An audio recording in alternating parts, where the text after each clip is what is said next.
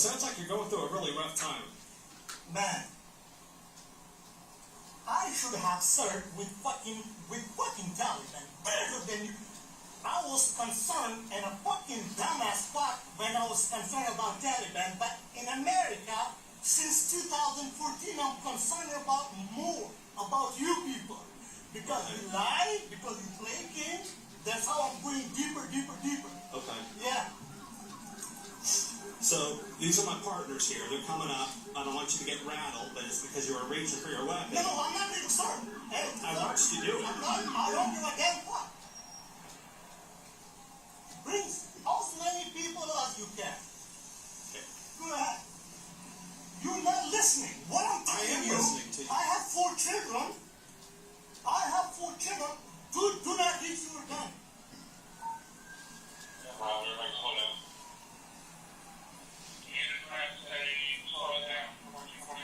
Hey, So listen, American, take it. I take this with you, okay? So now you want to get in there? Hey, no, you ready to go? Fuck! Hey, bro, shot fired. Set it, I'm hit.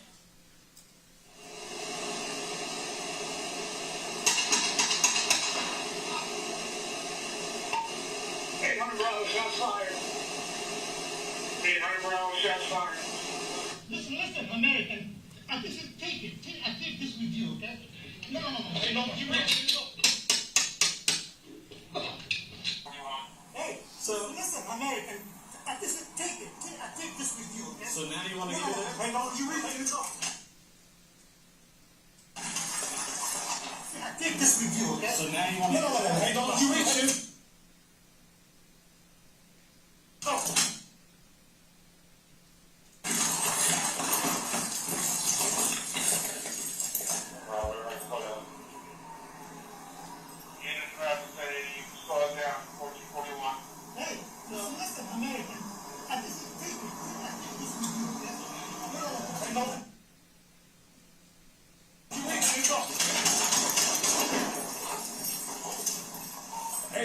Shots fired.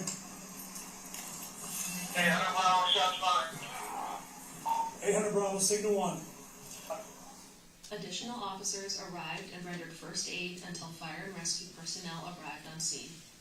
Wally was taken to a nearby hospital where he was pronounced deceased. The injured officers were transported to an area hospital and treated for their gunshot wounds.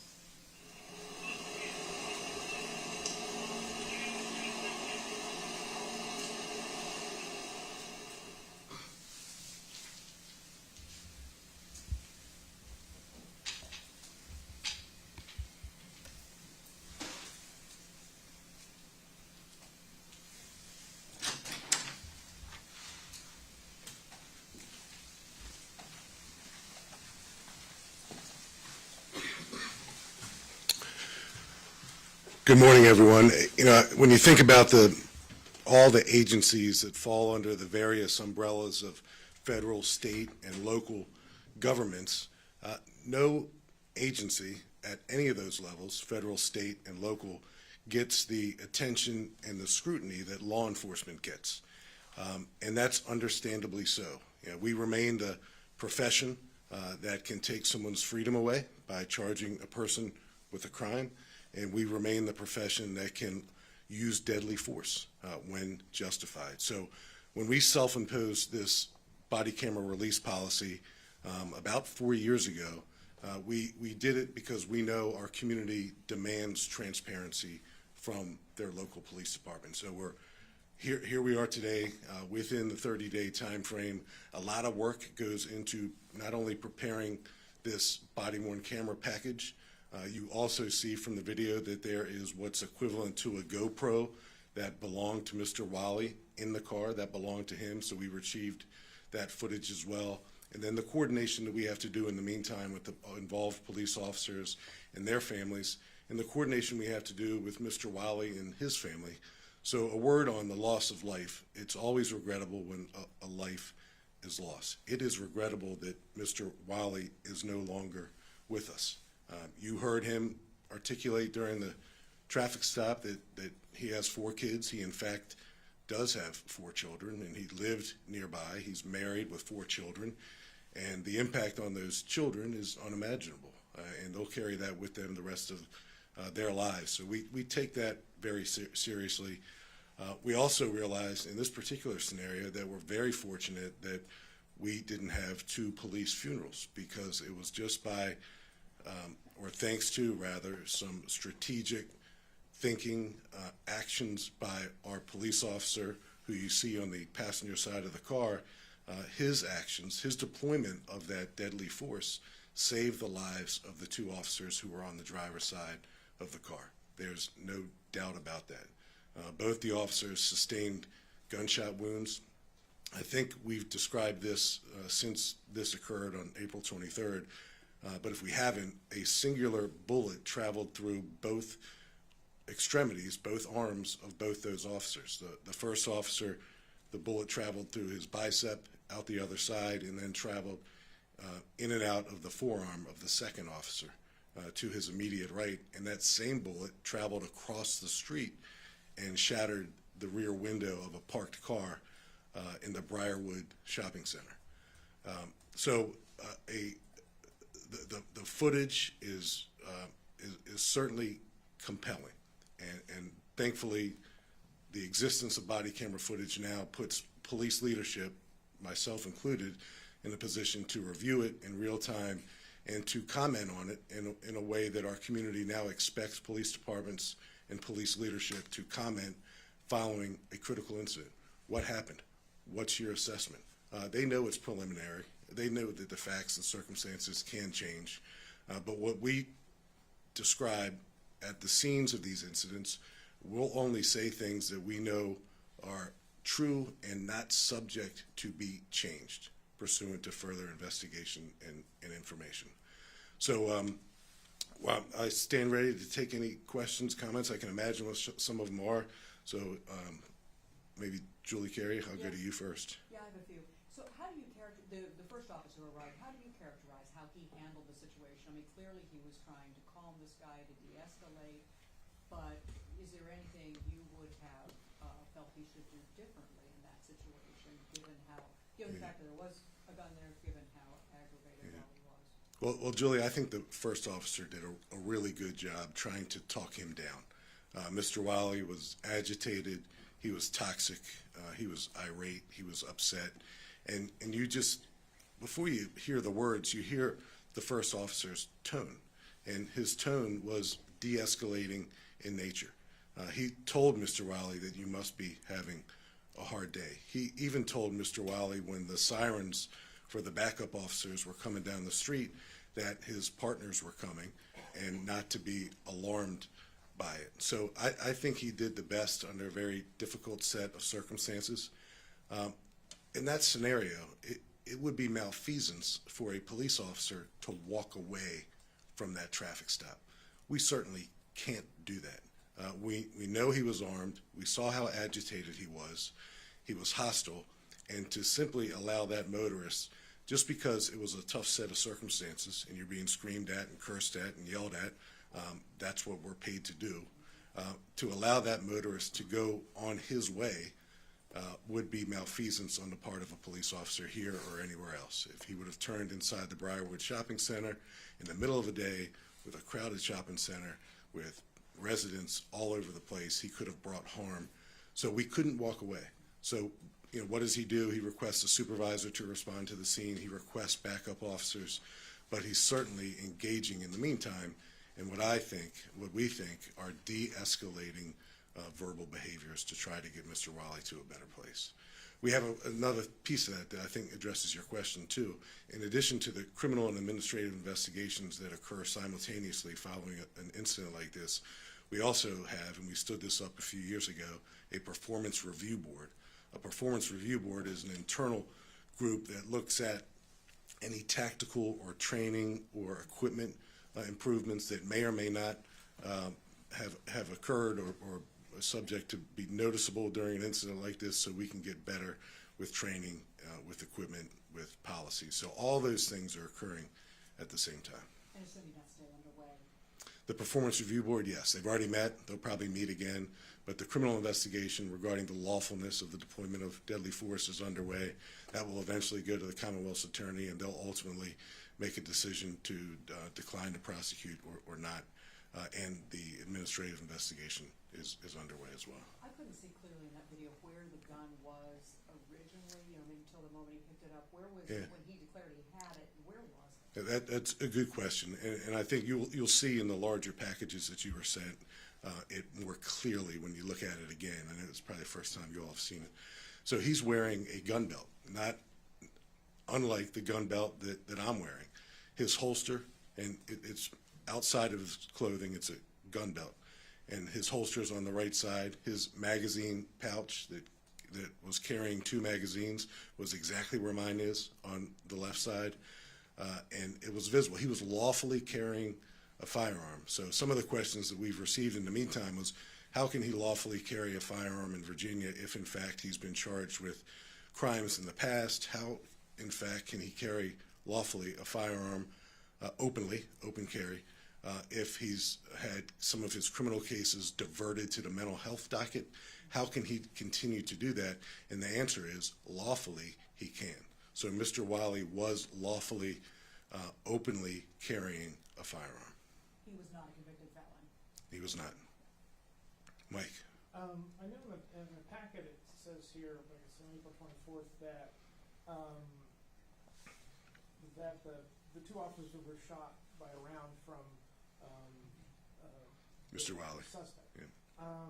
And you'd be able to confirm that round came from that gun as opposed to the officers who were shooting through the passenger side window. Yeah, absolutely. We know that. As a matter of fact, it's forensically provable, and it's forensically, ballistically been proven that the bullet that was fired by Mr. Wiley exited his firearm and traveled through the arms of both of our police officers. The officer on the passenger side of the car, who's a relatively young police officer, and I credit really our training and the quality of our instructors in our police academy and our firearms range. He deployed deadly force in a very tactical, strategic way because he was in a crossfire type environment. But when he deployed deadly force, saving the lives of his peers, he deployed deadly force in a way that his rounds struck and only struck Mr. Wiley. And we know that ballistically, we know that forensically as well. Assuming that some of the things that Mr. Wiley was saying at the beginning are true, was he in the country as a refugee, as part of, withdrawal maybe of a government organization or the army, et cetera, that he may have been assisting them in another country? So we've been in contact with not just the U.S. Attorney for the Eastern District of Virginia, but we've been in constant contact since the day of this incident with the FBI Washington field office. So here's what we know about Mr. Wiley. He's been in our country lawfully since 2014. In fact, he did work with American military forces overseas prior to 2014, and I believe that's what gave him the pathway to be lawfully present in the United States. So he's been here lawfully since 2014. He's with his family now, his 4 children and his wife.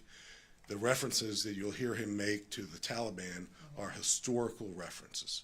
So the FBI has shared with us that there are no open, ongoing, current investigations or any insight that they have into Mr. Wiley whatsoever. But that's important to know. But his immigration status was, one of the first questions that was brought up on the day of this event, and I can say that he's lawfully present in the United States. Okay, so was he in here on a visa? Was he a citizen? I mean, have they been? Yeah, so the exact particulars of what type of documents allow him to be present lawfully in the United States, I don't have immediately available to me, but it's been shared with us by federal law enforcement that he is lawfully in the United States. And just one other thing along this line of talking, I understand there were FBI and maybe ICE people who were at the scene? Can you confirm that? At the scene of this incident? Yeah. No, they were not. I don't know where you got that, Mike. Okay. No, that's bad Must have information. made it up. Yeah. I hope he didn't make it I up. hope I didn't. Yeah. Bad, yeah. Must be something. Julie. Just a finer point on him, was he a translator for U.S. forces in Afghanistan, or what do you know specifically? I know he provided translation services. I know that because that's what our federal partners have shared with us. They've been very open about this. In 'Cause, Afghanistan, or do you? yes. Yeah, okay. Yes, ma'am.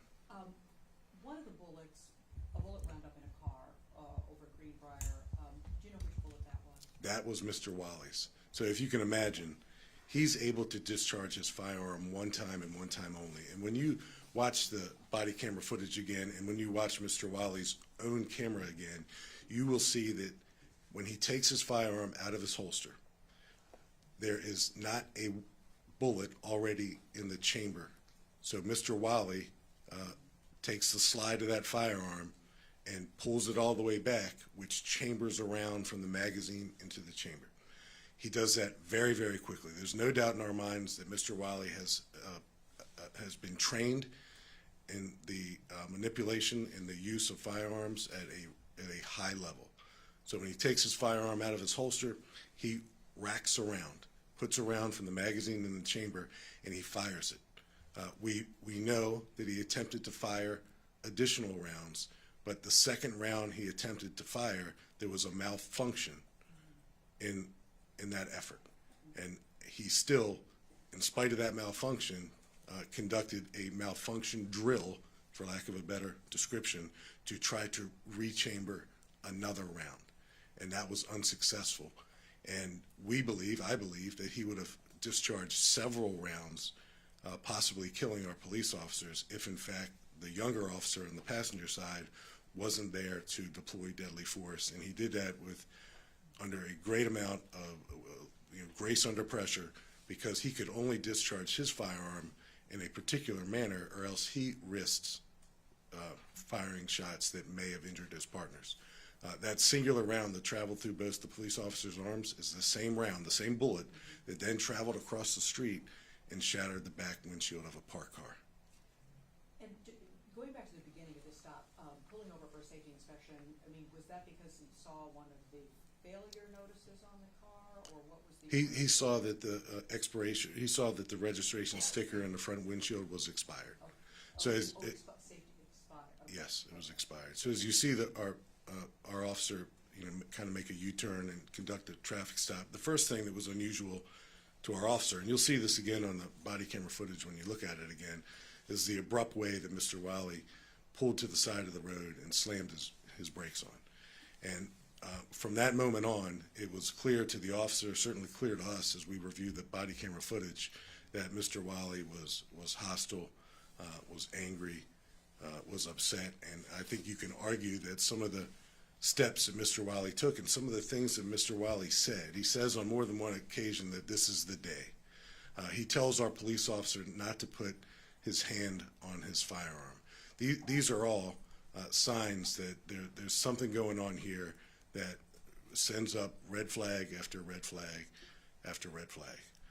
And again, we're responsible for handling what's in front of us. And some of the anticipated questions that maybe someone will pose or not is, what about Fairfax County's world-class co-responder program? And we do have a world-class co-responder program.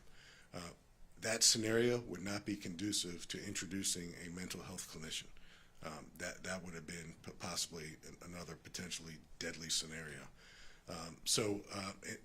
Julie, going back to your very first question, our officer did in fact engage in de-escalating behaviors to try to get Mr. Wiley to a better place. But I think Mr. Wiley's actions, setting up the camera and powering it on, telling the police officer not to touch his gun, telling the police officer on more than one occasion that this is the day or this is your day. Those are all indicative that he perhaps anticipated trying to kill a cop. And in fact, he did try to kill 2 uniformed Fairfax County police officers. Thankfully, that didn't happen, and a lot of credit goes to the heroic actions of the youngest cop on the scene of that traffic stop, who saved 2 lives. What's the current status of the involved? They're typical status, typical investigation. They're not on the street. They still have their full police powers, but they're not policing. What do we call it? Two are on injury leave, and one is on a reassignment at the academy. Yeah, injury leave. Yeah, they were both treated for their gunshot wounds, and they both went home that night. And the officer who discharged is temporarily assigned to the police academy, and we're working with the Commonwealth Attorney's Office to get to a point where I anticipate we're absolutely going to have a letter declining to prosecute. I see one officer's name. So is it policy that the two other officers who were injured, as you wouldn't necessarily identify a victim in another? Yeah, they're victims, and you know, I think we blurred their faces. They're victims. They have families. You know, we've identified the officer who discharged the fatal rounds pursuant to our policy, but I want to protect these police officers who are still literally recovering from being shot. They were shot, and they've got spouses and kids and families and friends, and I don't want to draw unnecessary attention to them, so that was a discretionary call that I made. Did his family elect to see the videos? Yes, he did, and that's something we do, and sometimes the advocacy community will say, you know, regarding our self-imposed policy to release body camera footage in 30 days, well, why not 5 days? Why not 24 hours? You know, why not 10 days? And, you know, you have 3 police officers involved, their families, you have a squad involved, and Mr. Wiley, his family, his children, his wife. So there's a lot of work that needs to be done. And then in this case, just because of some of the statements made by Mr. Wiley, we had to work with our federal partners to ensure that we weren't going to say anything at this moment today that would jeopardize anything that could be ongoing, particularly with Mr. Wiley. And in fact, we know that nothing is ongoing with him. So that's why we're comfortable talking about him and talking about the fact that his references to terrorist organizations overseas are historical references going back minimally to 2014, and there's nothing current about it whatsoever. And last question maybe, as far as pulling over somebody, because I think viewers will wonder about pulling somebody over for an expired safety suit. Is that an everyday occurrence across the county? Is that pretty common, just as common as pulling somebody over for speeding? Absolutely. You know, our state legislators pass traffic laws in Virginia just like they do in every other commonwealth or state in the country, and our police officers enforce the traffic code, the traffic laws in Virginia. And in this particular case, Mr. Wiley, and we didn't know it when we initiated the traffic stop, did not have a valid driver's license. His car was unregistered. So a lot of times what seems like a minor infraction that amounts in a lawful traffic stop, and in fact this was absolutely a lawful traffic stop, leads police officers to discover other things that are afoot. And that's why we're so dedicated, and we remain dedicated to traffic enforcement, traffic safety in Fairfax County, because it's important for us to do those types of things.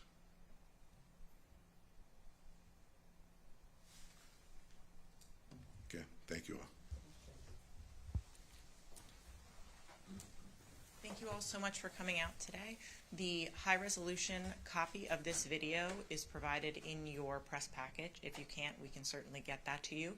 And we will be posting the blog and any updates on this case on our FCPD blog and all of our socials at Fairfax County PD. Thank you. Thank you.